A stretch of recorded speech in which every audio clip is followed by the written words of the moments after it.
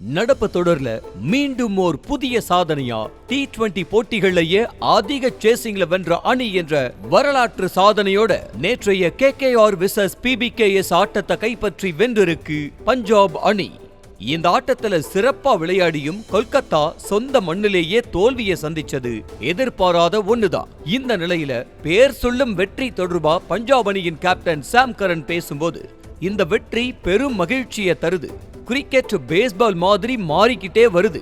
கொஞ்சம் கடினமான சில வாரங்களை சந்திச்சோம், அங்கேயே தேங்கியும் நின்னோம்.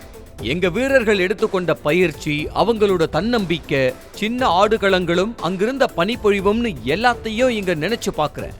பேஸ்டோவை நினைச்சு சந்தோஷப்படுறேன். வாவ், என்ன ஒரு ஆட்டம்! இந்த டோர்னமெண்ட்ல சஷாங்க் சிங் எங்களுக்கு கிடைச்ச ஒரு முக்கிய வீரர். ஒவ்வொருத்தரை நினைச்சும் பெருமைப்படுறேன் என பேசி இருக்காரு.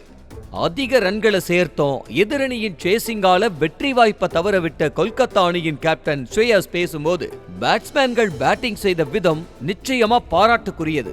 சால்ட் பேட் செய்த விதமும் பந்துகளை டெலிவர் செய்த விதமும் கண்களுக்கு விருந்து.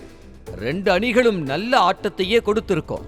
சூழலை நல்லா புரிஞ்சுக்கிட்டு நல்ல ஐடியாக்களோட மறுபடியும் வரணும்.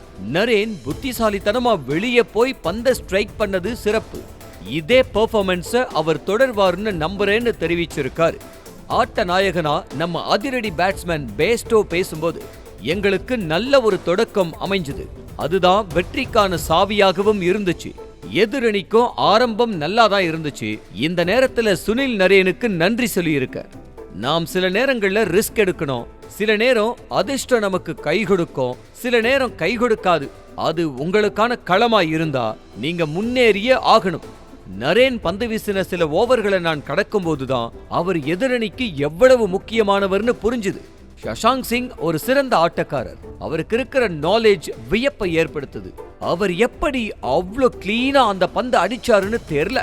அவர் உண்மையிலேயே ரொம்ப சிறப்பு வாய்ந்தவர்னு பேசி முடிச்சாரு. செய்திகளை உடனுக்குடனும் துல்லியமாகவும் தெரிந்து கொள்ள சப்ஸ்கிரைப் பண்ணுங்க.